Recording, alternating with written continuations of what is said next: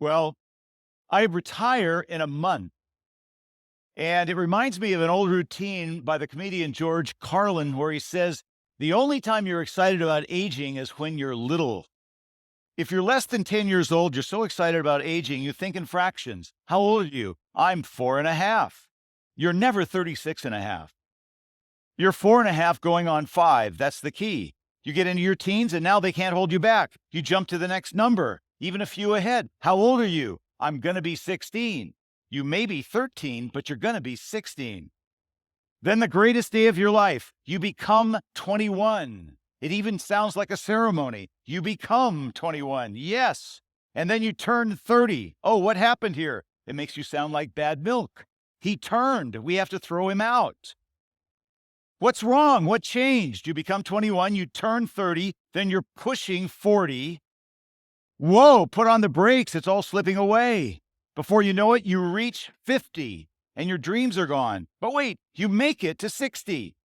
You didn't think you would? You become 21, you turn 30, push 40, reach 50, and make it to 60. And by now you have so much speed, you hit 70. After that, it's a day-to-day thing. You hit Wednesday.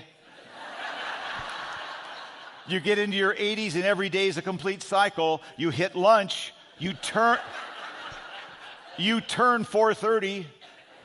You reach bedtime. And it doesn't end there. Into the 90s, you start going backwards. I was just 92. Then a strange thing happens. If you make it over 100, you're a little kid again. I'm 100.5. We have just engaged in a very spiritual experience. Teach us to number our days, says the psalmist. Not just our years, our days. Why? What's in it for us? That we might gain a heart of wisdom. Let's look at the words of Psalm 90 together. Lord, you have been our dwelling place throughout all generations. Before the mountains were born, or you brought forth the whole world, from everlasting to everlasting, you are God. You turn people back to dust, saying, return to dust, you mortals. 1,000 years in your sight are like a day that has just gone by, or like a watch in the night. Yet you sweep people away in the sleep of death. They are like new grass of the morning. In the morning it springs up new, but by evening it is dry and withered. Our days may come to 70 years or 80 if our strength endures, yet the best of them are trouble and sorrow, for they quickly pass and we fly away. Teach us to number our days that we may gain a heart of wisdom. Young people today have a saying, it's YOLO. You ever heard YOLO? YOLO. You only live once.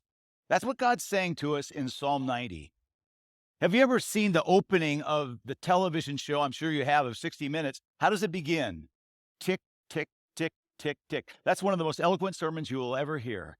It says, you only live once. Make every moment count. Psalm 90 is even intensified in its importance to us when you consider the fact that Psalm 90 was not written by David. Usually we'll hear a psalm and we'll say, well, that was written by King David. Well, this is a psalm that was written by Moses. This is the only psalm that was written by Moses, making it the most ancient of all the psalms. Moses lived 500 years before David in the days of the pharaohs. And matter of fact, in the day of Moses, the pyramids were already 1,000 years old in the time of Moses.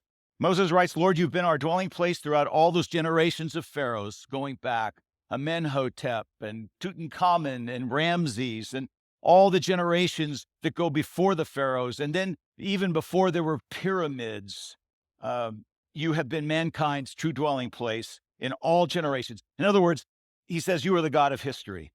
But then in verse 2, Moses goes even further back and he says, not only you're the God of history, you're the God of prehistory. You are the God in geologic time. He says, before the mountains were born. Some of us fulfilled our college science requirement by taking geology, which on some campuses is affectionately known as rocks for jocks. And we sure had good, fun field trips when we did that. But we were studying the Permian and the Cambrian periods going back 400 million years when the mountains were being formed. Even then, says the psalmist, you were God. And if that weren't enough, then Moses goes back even further in time. He says, you're the God of history. You are the God of prehistory. And then he says, you're the God of creation. He says, you brought forth the whole world. As today's scientists are speculating in the Big Bang as to what happened a trillionth of a second after the creation of the world, what Moses is saying, well, that Big Bang was just you, God, snapping your fingers. And you are the God of the creation. And now finally, Moses says, you're the ultimate. You're the God of history. You're the God of prehistory. You're the God of the origin. And then greatest of all, Moses says, you are the God of eternity. From everlasting to everlasting, you are God. Now, eternity is a very difficult concept to grasp. He says, you are the God of eternity. You are eternal. But now here's the punchline. The psalmist says, but you're not. Your life goes like that. You're like a twinkling of an eye. In verse 5, he says, we're like the grass that withers and fades. And you know what? That explains some of the most puzzling of our human behavior. Why is it that we hate sitting at stoplights in traffic? Why is it that we always rush for the express line at the supermarket? And we say things like, well, hurry up, I haven't got all day. We're numbering our days. We're seeing the sand fall down through the hourglass. Even children are always trying to hold on to time and to stop time. They say things like, oh, why can't we have one more day of vacation? Can't I go down the slide one more time with Grandpa? Won't you read me one more book before we fall asleep tonight? Children are always trying to hold on and stop time. Why? Because we're grass, says the psalm. We're like lawn cuttings on a hot summer afternoon. Or like a soap bubble that floats in the air for a while, and then we pop. This is one of the most eloquent statements of the evanescence of human life, hints of which we get every single day. Envision in your mind's eye for a moment a father and his teenage son playing one-on-one basketball in the driveway, and the dad goes up and he shoots and he misses. And so the son gets the rebound, and the son dribbles over to next to the azaleas, and the sun goes up and he shoots and it swishes it and it's all net. And boy, in that split second, it's like an eternity as reality comes crashing in for a moment. The father says, way to go, son. And the son smiles, but both of them know that they've glimpsed the future. That someday, way in the future, hopefully, they're going to have another rendezvous, and it won't be on a basketball court. It's going to be in a hospital room. And there will be some goodbyes. And you say, well, is that morbid? No, it's wisdom. It's YOLO. You only live once, so make every second count. So what is the wisdom that we learn when we see the fleeting fragility of life? Some people say, well, what it means is then you just simply try to put together as many hassle-free days as you can on this earth. Or make yourself a really nice bucket list. Or do everything you can to live up to be 100.5. No, that is not the answer. You and I get 3 nuggets of wisdom about how to make our life count in this world. And the first nugget of wisdom is go find what God's doing in the world and join him there. Because if you're doing things according to God's purpose, your actions are going to echo in eternity. Every great person I know has an overwhelming feeling that I'm just a little part of something much bigger than myself. And that's why men and women go into police work. I read an article a while back I've never forgotten, talking about the unique psychological and emotional makeup of those who go into law enforcement. The author, David Grossman, says they're the sheepdogs. He says there are 3 kinds of humans in the world. Most of us in this room, we're the sheep. We're kind, decent people who would never hurt a flea. We're virtually incapable of violence. And as a matter of fact, the murder rate is like 6 in 100,000. It's tiny. And especially when you think of the fact that there's so many repeat offenders, there's only a tiny little handful of violent people. And yet they mercilessly will feed on us sheep. And they lick their chops, and they have no empathy for their fellow man. And they love violence. And so over here you got these wolves, and over here you got all of us sheep. But here's the really good news. In the between, there is a third incredible, unique breed of human And this breed of human has a capacity for violence combined with a great love for fellow man. Now you have a sheepdog. You got somebody who can go into danger and confront evil. Somebody who can go into the heart of darkness and do what needs doing. And those sheepdogs are different from the rest of us in this room. I'll give you an example. On 9/11 in 2001, I'll tell you what you were thinking. You were saying, thank God I wasn't on one of those airplanes. What our sheepdogs were thinking is, dear God, I wish I had been on one of those airplanes. Because I might have made a difference. They're different from us. And yet we have a kind of interesting love-hate relationship with our sheepdogs in our culture today, because they have fangs like a wolf. And some people are uncomfortable around our police officers. Let me give you an example of that, and that is, he gives the example of saying, hey, in schools, to protect our children from fire, we have no problem with putting fire extinguishers and exits for fires in schools. But sometimes when a police officer is guarding a school, people get all upset, even though it's 1,000 times more likely that a child will be hurt or killed by school violence than that they will be injured in a fire. And we don't like our police officers telling us we can drive here and we can't drive there, and pulling us over and giving us tickets. Or sometimes, the sound of those sirens screaming in the night. But let me tell you something, let the wolf show up and every one of us sheep will go and run and we'll hide behind the nearest lonely sheepdog. Got a question for you, though. Who cares for the sheepdogs?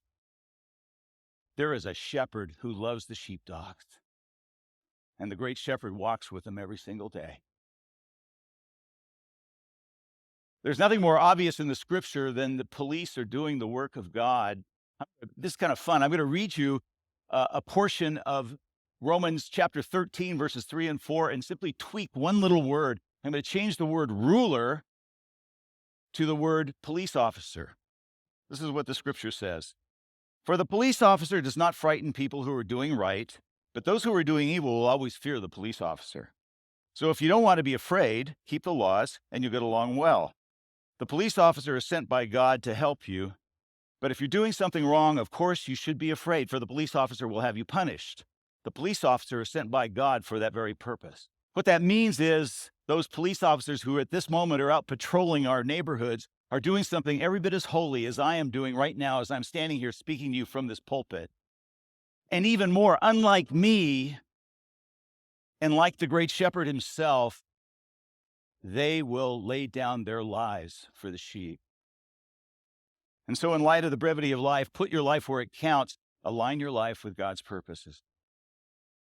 And then second, since your life is so fleeting, put it where it'll make a difference. Invest in people. Invest in people. Every Sunday morning, I come up and I stand up here, I look at you super bright people who are looking at me saying, okay, Vic, now what is God saying to us this morning? And you know what? Preaching is a very strange thing today's culture. Think about this for a minute. We live in a day of 10-second sound bites, of little short attention spans. And I monopolize virtually a half hour out of your life every single week. I mean, there's nobody in your life like your preacher. You think about that for a moment. I get to decide what you think about. Yeah. You live inside my head for a half hour a week. Be afraid. Be very afraid. But the Apostle Paul said it is through the foolishness of preaching that God brings the wisdom of God and the power of God. And so a pastor invests in people, but you know what? I want to invest in some other people besides you. I'm going to start investing more in some really short people, about 6 of them, say age 6 and younger, my grandchildren. One of the things that I've told myself my whole life, I promised myself someday I'm going to be a terrific grandfather, because I had an awesome, awesome grandfather. As a matter of fact, I am his namesake. His name was Victor Hopkins. We called him Grandpa Hoppy. And my daddy was a great guy, but he was busy and he was focused, and Grandpa had time.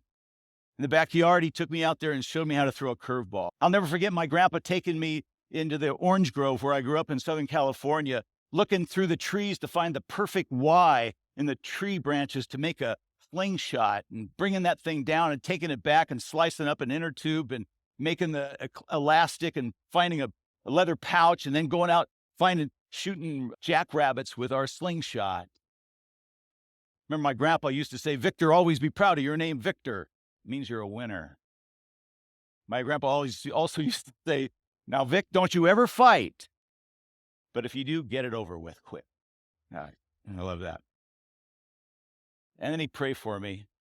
He was an elder in the little church that we lived in there in Riverside, California.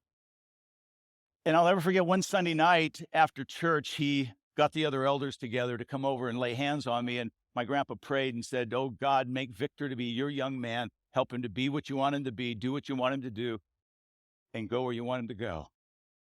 I want to be that kind of grandpa. I want to make a difference by investing in those kids that I love. You know, it's sad today that there are so many boomers of my generation who don't want to be grandparents, who don't even want to be called grandparents because they're so freaked out over aging. And so, we're reading about the boomer generation retiring, and it's all about dream vacations and checking off thrills on a bucket list, running with the bulls in Pamplona, or, skydiving from 13,000 feet or some crazy thing like that. There's even a new list of names today that grandparents want to be called that doesn't reflect their being old. Instead of grandpa, Lefty. It says sheriff. I thought chief would be a good one, but no, we've got a great chief. Instead of grandma, glamma. I'm not making this up. I'm not making it up. In our case, with our grandchildren, we decided to let them call us what they were going to call us. And I turned out to be Papa. Unfortunately, for a while, my wife was Bob. We said Baba, Baba. So now we've made it to be Baba. William Bennett, in his book, A Book of Virtues, says that there are three things that a child needs in order to develop character. The first is rules, do's and don'ts, precepts. Do eat your vegetables. Don't hit your sister. If you don't discipline your child, someday the state of Georgia is going to discipline your child. So you got to teach them right and wrong. That's number one. Number two, they need good habits. If you've read the book Outliers by Malcolm Gladwell, he says it takes 10,000 hours to master any activity. So if you want to play the drums like Ringo Starr, or you want to catch a football like Julio Jones, you got to practice, practice, practice. And then the third thing that you need to develop character is, it says, the power of quiet example. For a child to take morality seriously, a child has to be surrounded by adults who take morality seriously. Sort of reminds me of the old definition of a babysitter. A babysitter is a teenager who comes over to your house and acts like an adult, so the adults can go out and act like teenagers. But children need to be surrounded by adults who act like adults, because character is more caught than taught. Your greatest joy in life is going to be the things you do for others. And so pour yourself into others. Invest in people, especially young people. Let them become your legacy. And then I want to add one third thing. In light of the brevity of life, one more thing: forgive. Let go of your hurt and your anger. Life is way too short to hold a grudge. Extend grace to the people who have wronged you. I had someone once describe to me a wedding they attended. I've never forgotten this. They told me that at the wedding began, the bride appeared at the head of the aisle on her father's arm. The two of them walked halfway down the center aisle. They paused, and the bride's stepfather stepped out of the congregation and took her other arm.